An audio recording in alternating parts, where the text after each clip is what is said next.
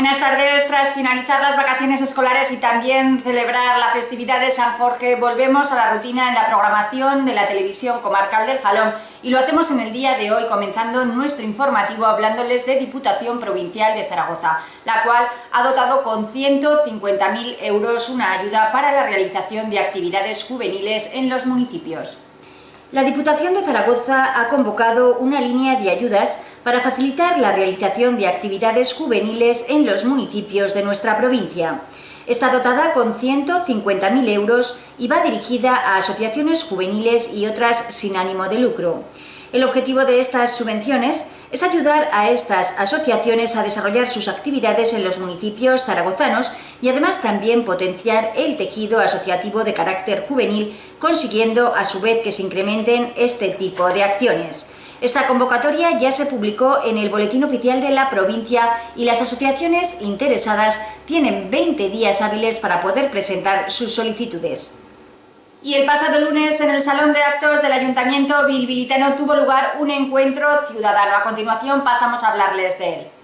El pasado lunes, Miguel Gutiérrez, candidato al Congreso de los Diputados por Ciudadanos, acompañado por Rodrigo Gómez García, cabeza de lista de Ciudadanos en Zaragoza para la provincia al Congreso, y Daniel Pérez Calvo, candidato de Ciudadanos en Aragón al Gobierno de Aragón, estuvieron en Calatayud recorriendo las calles del municipio y celebraron un acto junto a José Hueso, candidato a la alcaldía. El candidato de Ciudadanos al Congreso por Madrid, Miguel Gutiérrez, afirmó que el bipartidismo durante estos 40 años ha tratado de forma injusta tanto a las fuerzas y cuerpos de seguridad del Estado como a los funcionarios de prisiones y a las Fuerzas Armadas. Algo que ha señalado hay que cambiar porque una España moderna y del siglo XXI necesita mejorar el tratamiento que se les da a estos funcionarios. Gutiérrez también ha puesto en valor el trabajo que realizan estos funcionarios y ha propuesto un cambio en la legislación estatal vigente para ponerlos en la situación que se merecen.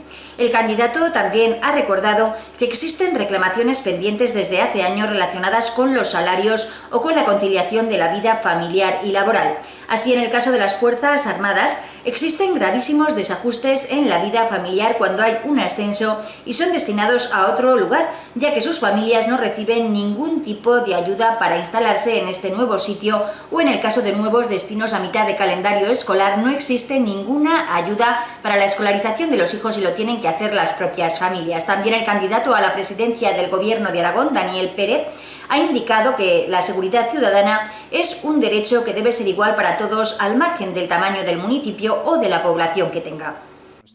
Nuestro trabajo para el bienestar de todos los ciudadanos, y eso es lo que hacemos en el Congreso. Y yo quiero deciros que Rodrigo es una persona muy especial que ha hecho un gran trabajo como el resto de los compañeros, pero no solamente vale hacer el trabajo sino cómo se hace, ¿no? Y yo creo que la predisposición que él ha tenido siempre, esa sonrisa que siempre tiene, pues es muy de agradecer, porque el trabajo también allí a veces es muy duro, ¿no? Y ver a alguien, un compañero que siempre está a tu lado con esa sonrisa, pues se agradece mucho.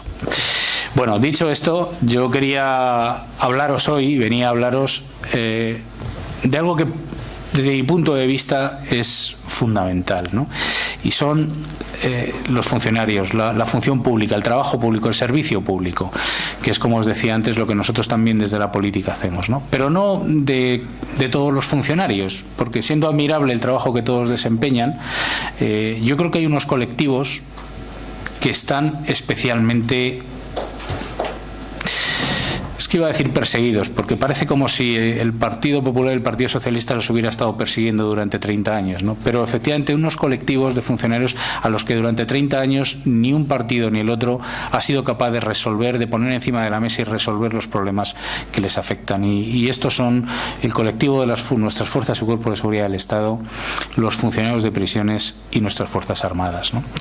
Y cada caso es singular y distinto, y por eso voy a hablar un poco de cada uno de ellos, ¿no? De nuestras fuerzas y cuerpos de seguridad del Estado, porque es inconcebible que en estos momentos las diferencias retributivas y salariales que existen entre Policía Nacional, Guardia Civil y el resto de las fuerzas o cuerpos de seguridad, como son las policías locales en muchos casos y desde luego las policías autonómicas catalana y vasca, hay unas diferencias retributivas tan grandes, ¿no? Y esto es así porque precisamente los gobiernos, tanto del PP como del PSOE, han tenido que pagar peajes para gobernar, para mantenerse en el poder, y han sido capaces de pagar peajes a cualquier costa, y uno de ellos, de los peajes que han pagado, es precisamente estas diferencias que existen entre nuestras fuerzas y cuerpos de seguridad del Estado y el resto de las policías. Bueno, nosotros hemos venido a acabar con esto y os puedo decir que vamos a acabar con esto. Ciudadanos fue yo creo el gran impulsor, el gran defensor de la equiparación salarial. Hasta que nosotros no obligamos al gobierno de Rajoy en esta legislatura pasada a incluir en los presupuestos una primera partida para esa equiparación salarial, ni Rajoy, ni Sánchez, ni el PP, ni el PSOE habían sido hasta entonces capaces más que de dar promesas que luego nunca cumplían. Y así llevaban 30 años. Nosotros obligamos, si Rajoy quería tener presupuestos, a que incluyera esas partidas presupuestarias. Es verdad que por el camino ha quedado un acuerdo de equiparación firmado por los sindicatos de la Policía Nacional y las asociaciones de la Guardia Civil, un acuerdo que se firmó con el gobierno de Rajoy en aquel momento, un acuerdo que, digamos, condicionaba en 3 años, 3 ejercicios presupuestarios, una serie de cantidades de dinero, un acuerdo que desde nuestra perspectiva, desde la perspectiva de Ciudadanos, queremos deciros que a nosotros nos parece insuficiente. Yo creo que no quiero criticar a quienes firmaron aquel acuerdo, que fueron los sindicatos y asociaciones, porque el que negocia, y yo que he tenido la responsabilidad, el honor de tener que negociar muchas cosas, pues sé lo difícil que es negociar. Pero yo creo que ellos podrían haber sido un poco más ambiciosos. En todo caso, y como nosotros sabíamos que el PP y el Partido Socialista no iban a ser capaces de cumplirlo, pues nosotros también les dijimos que ahí íbamos a estar para ser vigilantes de que aquel acuerdo que se firmó no solo no se cumpliera, sino que si en algún momento Ciudadanos gobernaba, nosotros pondríamos como objetivo una equiparación total y real, porque desde nuestro punto de vista aquel acuerdo que se firmó no era una equiparación real y absoluta en los términos en los que a nosotros nos gustaría que aquello se produjera, y es que un guardia civil, un policía, un mosso o una ertzaina cobren exactamente lo mismo por hacer exactamente lo mismo. Por tanto, parte y como condición de aquel acuerdo era una auditoría que había que realizar, porque es verdad que la cantidad total, el dinero total que hace falta presupuestar para conseguir esto, pues nosotros no sabíamos cuánto era. Es más, no lo sabía ni el propio Ministerio del Interior, que ha tenido que encargárselo a una auditora. Yo creo que la auditoría daba un proceso de limpieza también y de transparencia, pero fijaros lo que ha hecho Sánchez cuando ha llegado en estos 8 meses. Ha hecho la auditoría y cuando la auditora ha entregado el informe, Sánchez lo ha guardado en un cajón. Y no solo lo ha guardado en un cajón, sino que como no le gustaban los números que la auditora ofrecía, está presionando a la auditora para que cambie el informe de auditoría. Que esto es algo que a nosotros nos parece inaudito. No solo inaudito, sino nos parece una nueva trampa para las fuerzas y cuerpos de seguridad del Estado, es decir, darles de nuevo la espalda. El señor Sánchez y el gobierno socialista de estos últimos 9 meses le ha vuelto a dar la espalda a la Guardia Civil y a la Policía Nacional. Y nosotros lo que os decimos es: ¿qué tiene que pasar para que de verdad estos dos cuerpos, el Cuerpo Nacional de Policía y la Guardia Civil, se vean de verdad recompensados? Es que no han trabajado suficiente, es que no se han esforzado, es que no han defendido, no han sido los primeros defensores de la Constitución, de nuestro Estado de Derecho, precisamente cuando más amenazada se ha visto nuestro Estado de Derecho. Bueno, pues para poder defender eso, para poder de verdad conseguir una equiparación salarial, Ciudadanos pone encima de la mesa el compromiso de que en los 2 próximos ejercicios presupuestarios nosotros cogeremos ese informe de auditoría, lo chequearemos y lo validaremos con la opinión de los sindicatos y de las asociaciones profesionales. Se completará el dinero que haga falta y que sea necesario, pero tendremos una equiparación salarial de verdad. Pero los problemas de los policías y la Guardia Civil no acaba con la equiparación. La equiparación es una gran reclamación que lleva 30 años esperando, pero no acaba con eso. No se puede solamente equiparar los salarios y los sueldos sin arreglar el resto de las cosas. Sin arreglar el resto de las cosas, como son en la Guardia Civil, conocer cuáles son tus turnos de trabajo. para que, entre otras cosas, puedas conciliar tu vida personal y familiar, porque si no es imposible. Si no sabes cuándo tienes que trabajar, cuándo tienes que descansar, cuándo te va a tocar servicio, si no tienes un cuadrante adecuado con un tiempo, ¿cómo vas a ser capaz de organizarte con tu familia? Eso es imposible. Bueno, pues eso en estos momentos no pasa dentro de la Guardia Civil.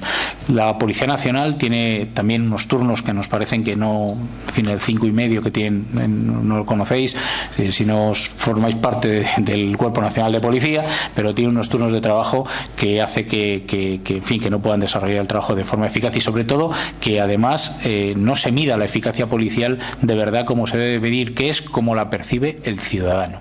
La Policía Nacional, hay que acabar con la forma de cómo se está trabajando. La estadística no puede ser la base del trabajo policial. La base del trabajo policial debe ser el servicio y la atención al ciudadano. Debe ser eso que es lo más esencial, porque es lo más importante, que es lo que los ciudadanos detectan. Los ciudadanos no tenemos una policía para estar contando estadísticas, sino para que tengan un verdadero servicio al ciudadano, ¿no? Esta es otra de las cosas que hay que acabar con ella y que desde luego nosotros pensamos que se tiene que cambiar. ¿Cómo pensamos cambiar esto? Bueno, pues dentro de un proyecto que se llama Modelo Policial del siglo XXI, que nosotros también llevamos, Ciudadanos fue el que llevó esto al Congreso de los Diputados, impulsamos una comisión que ni Partido Popular ni Partido Socialista, y no os quiero decir nada, evidentemente el PNV, Esquerra o el PDeCAT no quería saber nada de esto, una comisión parlamentaria para estudiar cuál debe ser el modelo policial del siglo XXI. Nuestro modelo policial ha quedado viejo, ha quedado obsoleto, está basado en una ley que es la Ley 2/86, la Ley de Fuerzas y Cuerpos de Seguridad del Estado,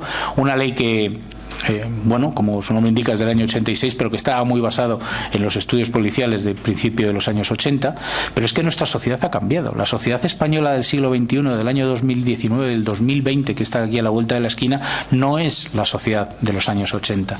Nuestras vías de comunicación, el trabajo policial, los medios materiales, el desarrollo de las policías autonómicas, el desarrollo de las policías locales, nada de eso está en esta ley.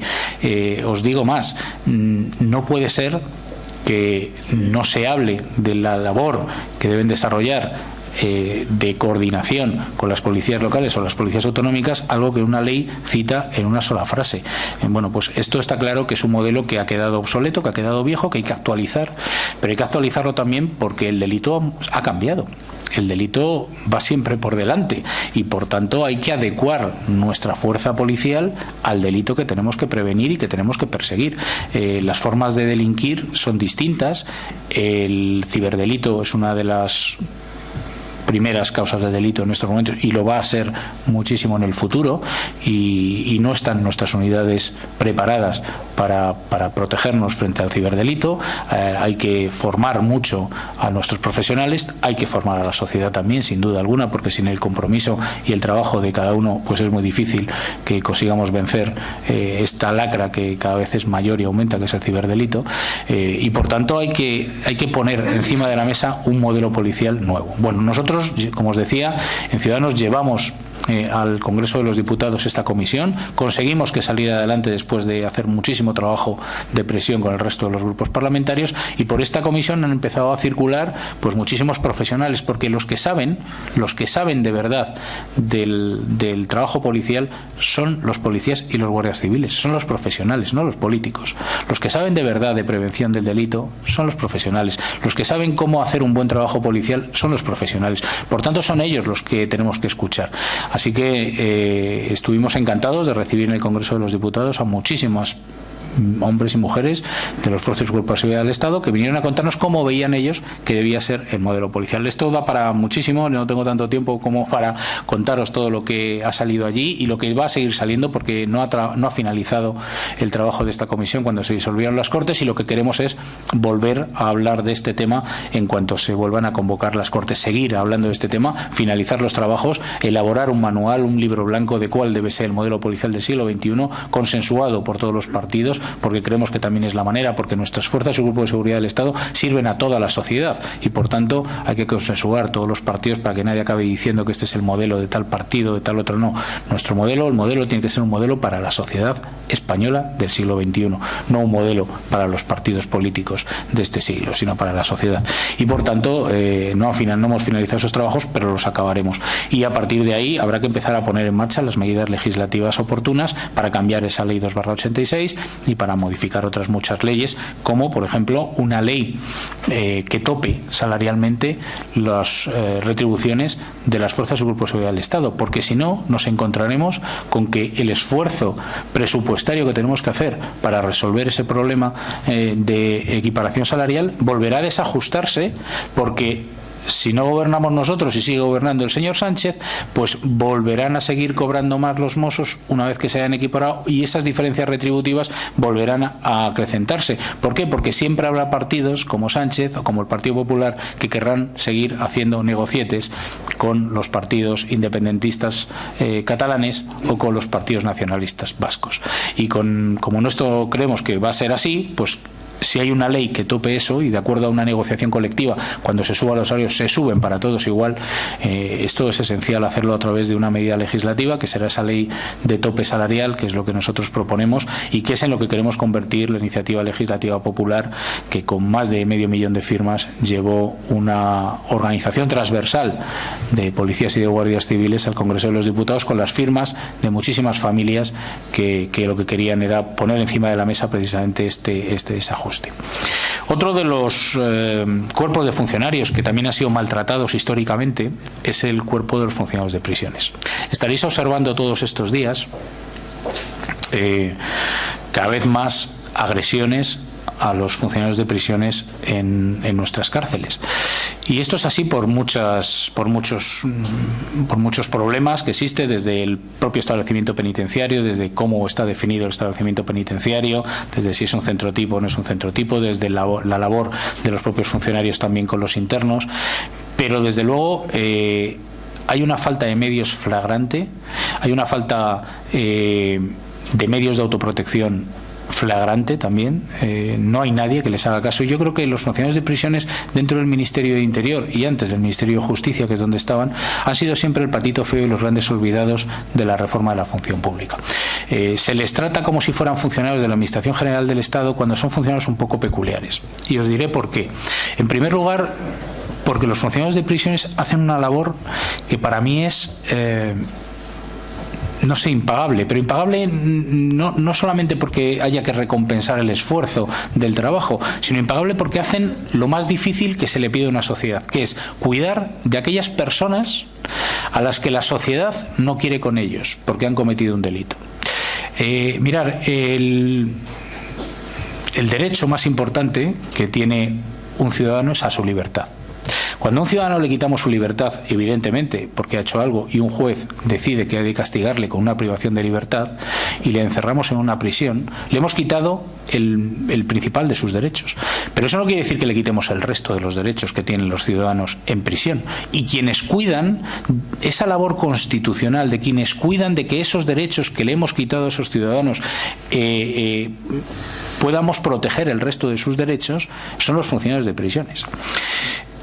Hacen algo que es dificilísimo, tratan con aquellos que no queremos que estén entre nosotros. Y esto lo hacen de una forma abnegada, lo hacen en silencio, porque nadie quiere saber lo que pasa dentro de una prisión. Nadie quiere saber lo que pasa detrás del muro de una prisión. Pero ellos tienen que estar conviviendo todos los días en unas situaciones muy complicadas por las amenazas, muy complicadas por las agresiones que sufren. Fijaros, se hizo un protocolo para todos los funcionarios, un protocolo de agresiones a todos los funcionarios de la Administración General del Estado, excepto a los funcionarios de prisiones. ¿Por qué, si hay un protocolo antiagresiones o para tratar las agresiones a los funcionarios de la Administración General del Estado, se excluye a los funcionarios de prisiones y no se les da otro? Bueno, pues os diré una cosa. La primera medida que hizo Ciudadanos en el Congreso de los Diputados, lo primero que hicimos en el Congreso de los Diputados fue exigir al gobierno entonces de Rajoy que se hiciera un protocolo específico para los funcionarios de prisiones. Se hizo, se consiguió hacer un protocolo gracias a esta presión nuestra, pero es verdad que está sin desarrollar y por tanto creemos que es muy importante desarrollar este protocolo, porque la realidad es que el protocolo en sí no ha arreglado nada. Claro, si no se desarrolla el trabajo de lo que dice ese protocolo, pues será imposible que se acabe y se solucione el problema, y por tanto sigue habiendo amenazas y sigue habiendo agresiones a los funcionarios de prisiones. Los funcionarios de prisiones no son agentes de la autoridad. La ley 1/79, que es la ley de la General General Penitenciaria, es una ley, fijaros, del año 79. Si decíamos que era antigua la del 86, imaginaros la del año 79.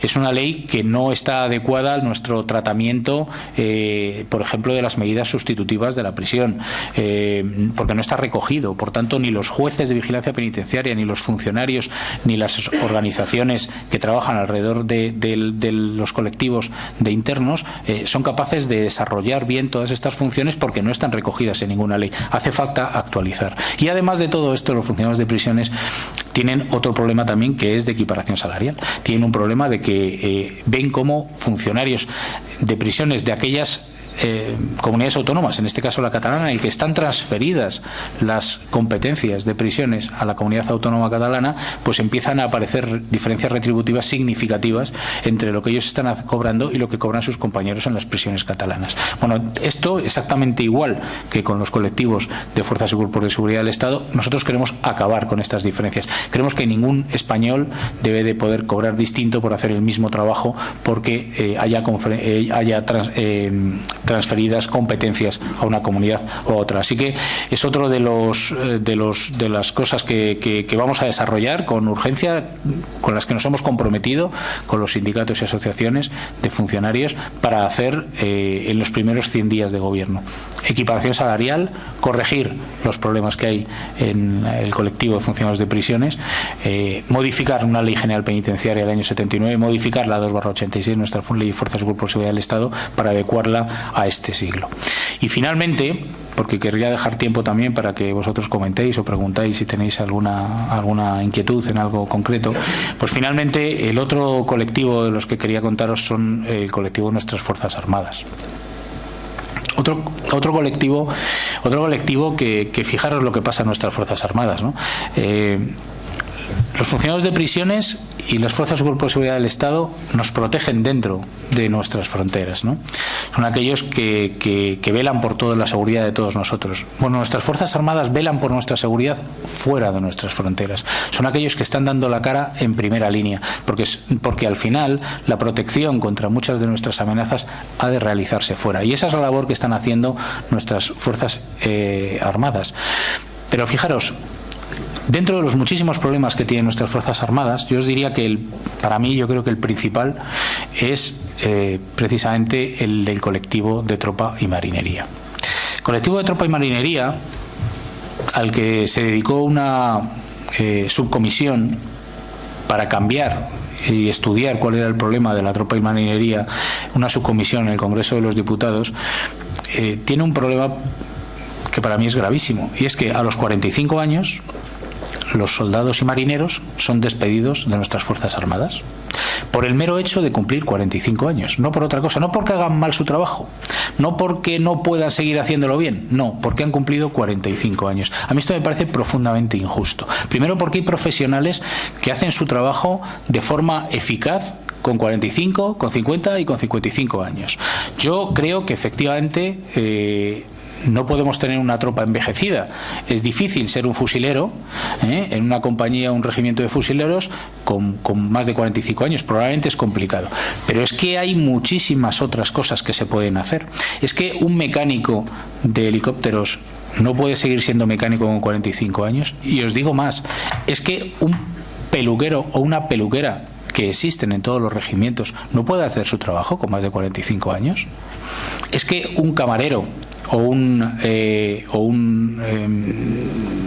metre o un cocinero no puede seguir desempeñando su tarea con más de 45 años en las Fuerzas Armadas. ¿Pero por qué? Es que no pueden dar formación a otra gente. Es que hay muchas cosas que podrían hacer todos estos profesionales. Lo que no podemos es coger a estos profesionales y ponerlos en la calle. Y si hay que hacer algo en ese sentido, lo que no podemos es ponerles en la calle sin reconocerles el trabajo que han hecho durante toda su vida profesional, porque es que se les pone en la calle con 45 años y no vale de nada todos los años que han estado trabajando durante ese tiempo en las Fuerzas Armadas, porque no se les reconoce el trabajo que han hecho ni con un título de nada. Es que esto no puede ser. Les llevamos al mercado laboral a competir en el mercado laboral, pero no les damos herramientas para competir en el mercado laboral. Y esto, como os digo, es imposible. Si todos sabemos que el mercado laboral para mayores de 45 años está difícil, imaginaros si está difícil cuando tú vas a luchar al mercado laboral sin una sola certificación que te valide nada del tiempo que has estado, los 20 o 30 años que hayas estado trabajando en las Fuerzas Armadas. Yo os voy a contar dos casos que son, a mí es que se me saltaban las lágrimas, os lo digo de verdad. Estaba fue en una ceremonia en un regimiento, que es del regimiento de la Guardia Real en Madrid, y al acabar pues hubo un pequeño cóctel y entonces se acercaron dos mujeres y me dijeron que ellas acababan su compromiso de permanencia y las despedían por tener 45 años a los 2 meses siguientes. Bueno, a una ya la habían echado y a otra la echaban a los 2 meses siguientes. Una de ellas había estado en el servicio de peluquería de la Guardia Real durante todo su tiempo, durante todos los tiempos que había estado trabajando en las Fuerzas Armadas. Y la otra venía a ser precisamente camarera en uno de los bares de oficiales del regimiento. A la que había estado en la peluquería durante 25 años, la despedían sin un solo papel de homologación profesional de peluquera.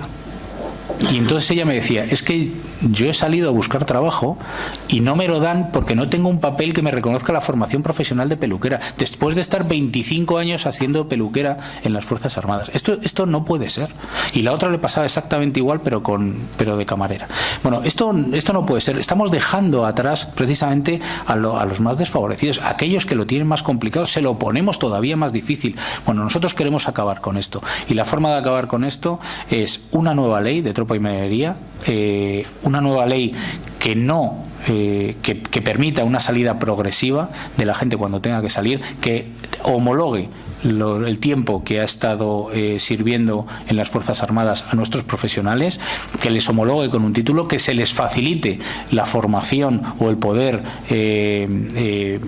matricularse en cursos de formación distintos, que tengan tiempo para estudio dentro de las Fuerzas Armadas, que eso no sea una heroicidad que uno debe hacer fuera de su horario laboral, sino que también tengan tiempo para poder formarse, educarse, y que cuando tengan que salir de las Fuerzas Armadas salgan con un reconocimiento de una titulación efectiva. Y esto es una de las primeras cosas que también queremos hacer, pero además queremos recuperar de nuevo las Fuerzas Armadas a todos aquellos que han cumplido 45 años y que han sido expulsados. Hay que volver a recuperarlos, volver a reintegrarlos y formarles para que efectivamente acompañarles en ese proceso de salir al mercado laboral a buscar un puesto de trabajo y no expulsarles del mercado laboral como se les está expulsando. Además de esto, que es dramático para todas estas familias, que son muchos miles de familias, hay muchas cosas que hacer también en las Fuerzas Armadas, y una tiene que ver también con la conciliación de la vida familiar y de la vida laboral.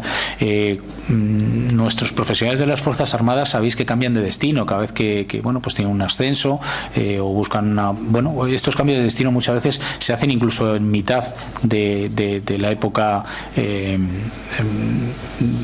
de la agenda escolar, de los niños que tienen escolarizados, ¿no?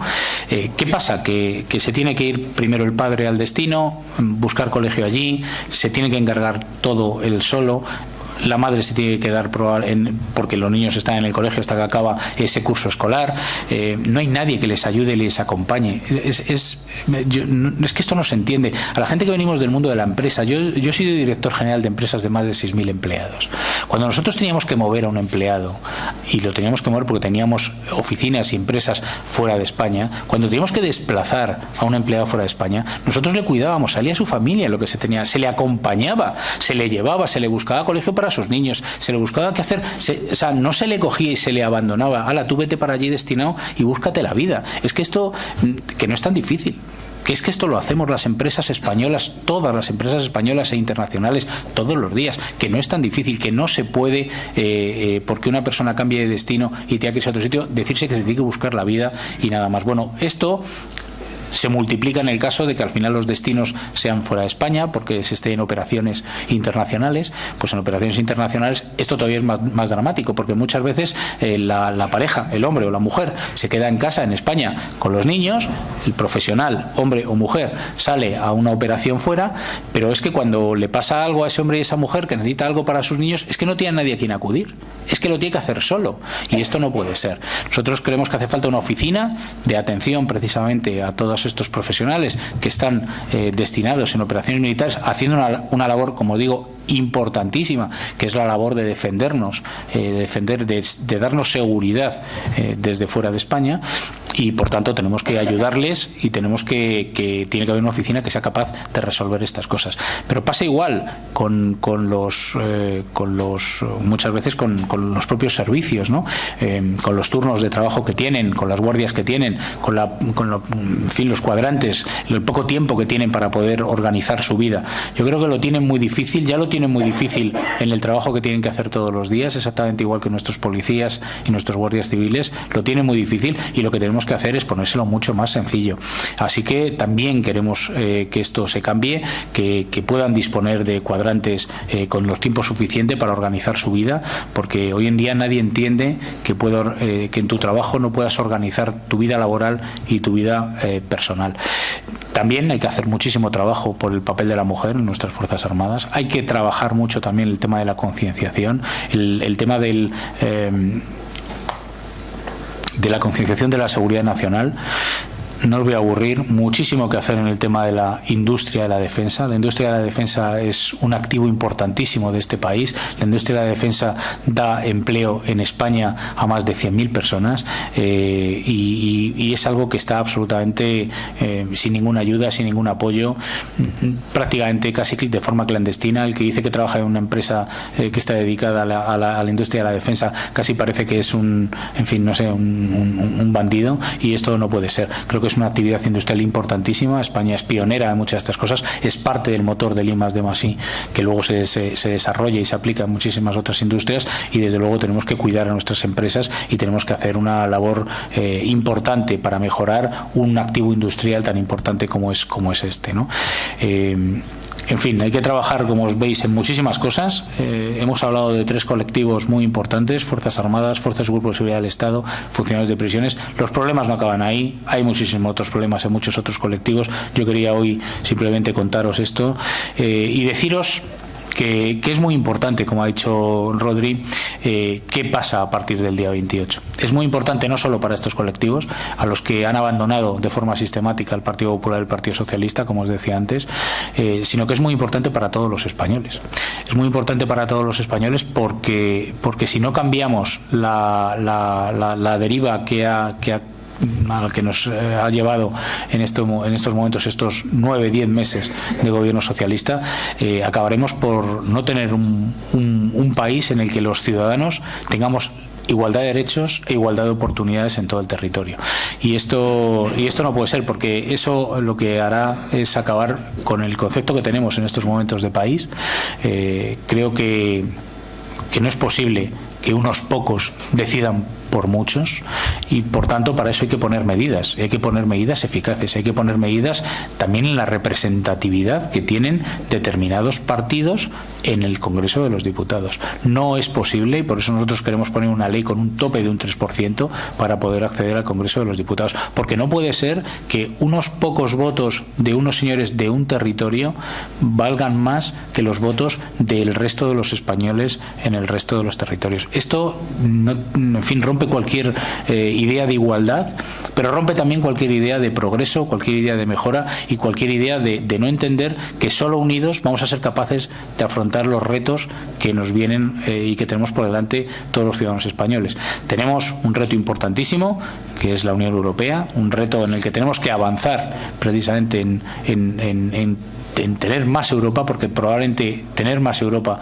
también es parte de la solución de nuestros problemas, pero no se podrá hacer nunca si tenemos un gobierno hipotecado por unos pocos, precisamente por aquellos que quieren romper España, precisamente por aquellos que han dado un golpe a la democracia, precisamente por aquellos que se quieren saltar nuestro orden constitucional, nuestro Estado de Derecho. No puede ser que se gobierne con aquellos que han querido romper el Estado de Derecho, que es el Estado de todos nosotros. Así que, en fin, os repito las palabras de Rodri y os dejo tiempo por si alguno quiere hacernos alguna pregunta, pero muy importante este domingo domingo hay que ir a votar, hay que ir a votar todos, hay que ir a votar todos con la papeleta naranja, porque esa es la papeleta que va a dar igualdad a todos los españoles, la papeleta que va a dar de verdad compromiso con todos los españoles y sobre todo que nos va a llevar a esa España que yo os decía antes, a esa España del siglo XXI y no a la España del siglo XX. Frente a aquellos que están continuamente mirando al pasado, que están con el debate de lo viejo, con el debate de qué hacemos con los huesos de Franco, de qué hacemos con el aborto, frente a esos debates que ya están superados por toda la sociedad española, a nosotros lo que queremos es poner un proyecto de ilusión, un proyecto de verdad moderno, un proyecto de este siglo y que empiece a tratar a todos los españoles como se merecen, que es igual ante la ley, pero también igual en derechos e igual en oportunidades. Así que os animo a que este domingo acudáis todos, como he dicho, a votar, porque va a ser muy necesario, no solo por vosotros, no solo por los ciudadanos de Calatayud, no solo por los ciudadanos de Aragón, va a ser muy importante para los ciudadanos de toda España. Así que mucho ánimo, vamos a votar y vamos, ciudadanos.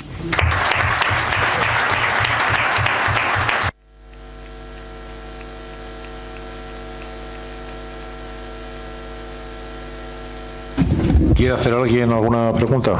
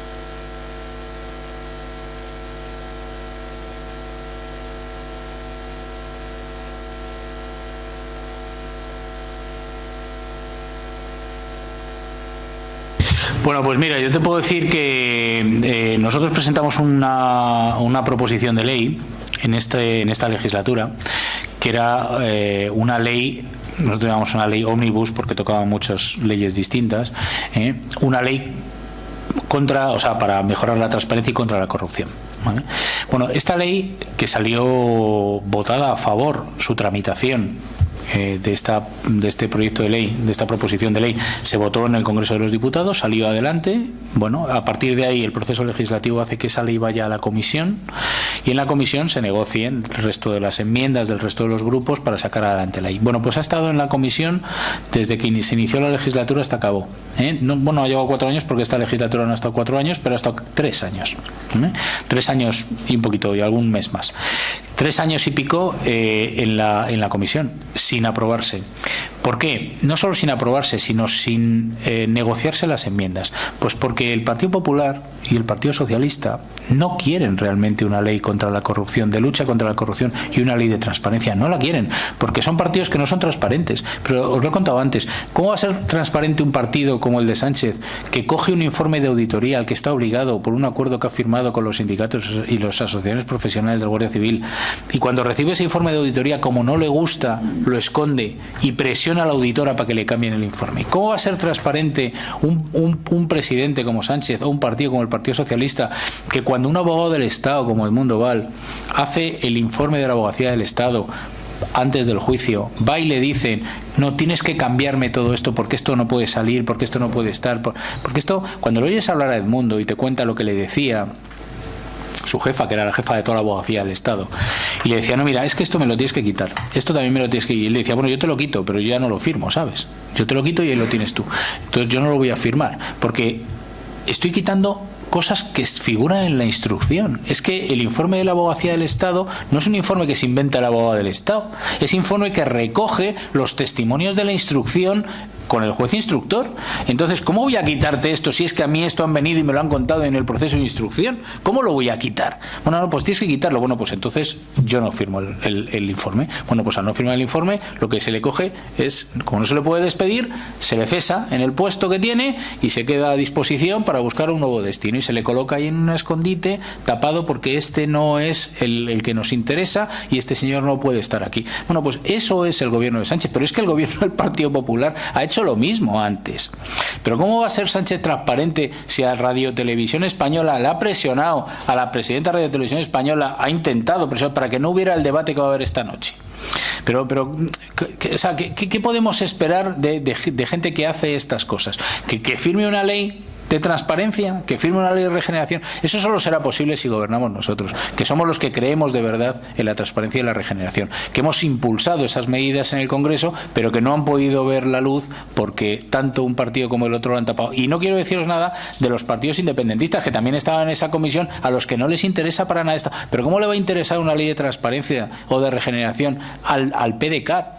Pero ¿cómo le va a interesar al PDeCAT, que es la antigua Convergencia? Aquellos del 3%, aquellos del 3% que se han llenado los bolsillos, del señor Ori Pujol, que se ha llenado los bolsillos él y toda su familia. ¿Cómo va a querer una ley de transparencia y de regeneración? O el Partido Nacionalista Vasco, que cuando tiene que negociar el cupo lo hace a escondidas, en una habitación sin luz, para que no se vea lo que está haciendo, para que ninguno de los españoles sepamos lo que se le está pagando.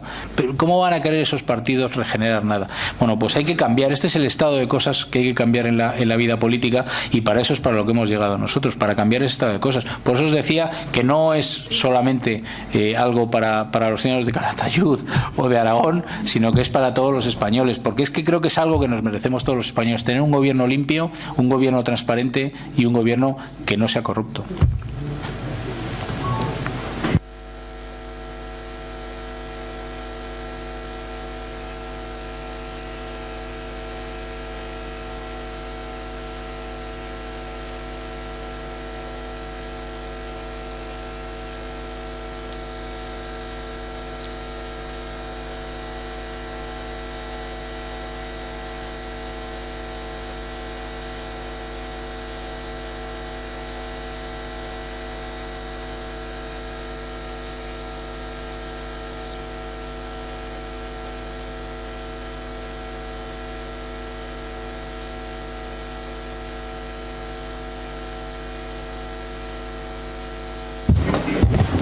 Bueno, porque son los que los tienen más difícil.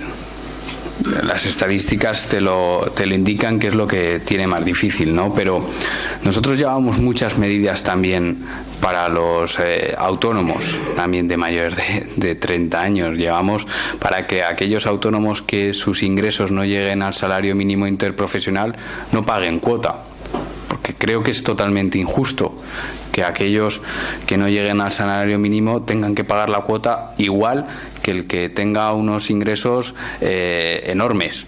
Por eso lo que nosotros proponemos es que por debajo del salario mínimo interprofesional no se pague cuota, y más allá del salario mínimo interprofesional se pague una cuota progresiva.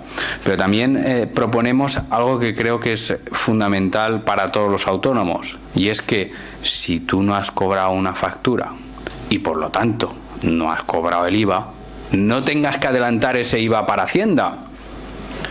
Que haya una moratoria de 60 días, y si tú en 60 días no cobras esa factura, que sea Hacienda la que le vaya a reclamar a esa persona ese IVA. No tengas tú que ir de cobrador del FRAC de Hacienda, sino que Hacienda, que encima tiene más medios, que cuando quiere Hacienda, bien que reclama y bien que te embarga y bien que esto, pues que sea Hacienda la que le vaya a esa persona a reclamar el IVA, no que tengas que ir tú ahí detrás de él para encima pagárselo luego a Hacienda. Y si no se lo pagas, multa que te casca Hacienda. Pues no, con eso con Ciudadanos se acabará, y ya no tendrá que adelantar los autónomos, no tendrán que, y las pymes no tendrán que adelantar el IVA. También llevamos medidas para que no tengan que pagar la cuota a los autónomos 2 años después de ser madre o de ser padre, ¿no?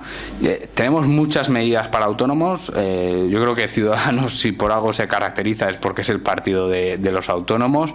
La primera ley que salió en el Congreso la ley de todas las que salieron, menos el presupuesto general del Estado, porque además lleva una tramitación de urgencia. Pues la primera fue la ley de autónomos de medidas urgentes de Ciudadanos. Y sabemos que las medidas que se aprobaron no eran necesarias, pero no eran suficientes, y como digo, pues se van a llevar muchas más medidas que yo creo que son muy beneficiosas. Pero esos colectivos son especialmente vulnerables y creemos que había que empezar por ahí.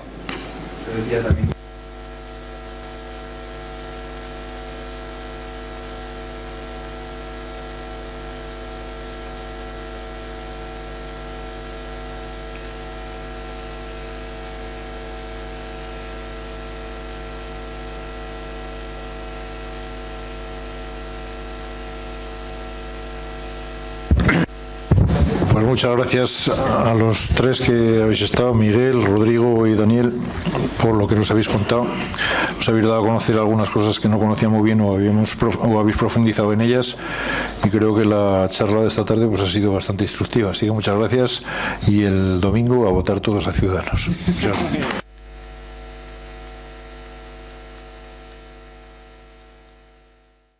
Y a continuación pasamos a hablarles de una oferta de trabajo, concretamente en la localidad de La Almunia de Doña Godina. La ONG ACEM en La Almunia de Doña Godina está buscando personal para un puesto de técnico de apoyo en protección internacional, cuyas funciones serán las siguientes: apoyo técnico, registro, revisión y gestión del soporte documental, tareas administrativas vinculadas al programa y seguimiento de ayudas, apoyo para la justificación, apoyo en la elaboración y remisión mensual de la contabilidad y otras tareas de apoyo necesarias. Los interesados deberán contactar y enviar el currículum a aragon@acem.es y también indicar en el asunto oferta técnico de apoyo protección internacional La Almunia. Y finalizamos el espacio de hoy hablándoles de uno de los actos organizados con motivo de la festividad de San Jorge, en concreto en materia de deporte. Ayer martes, día 23 de abril, con motivo del patrón de Aragón, se celebró el segundo torneo de San Jorge en las instalaciones del pabellón polideportivo de Calatayud, organizado por el Club de Baloncesto Bilbilis, junto con la colaboración del Ayuntamiento de Calatayud y la comarca Comunidad de Calatayud.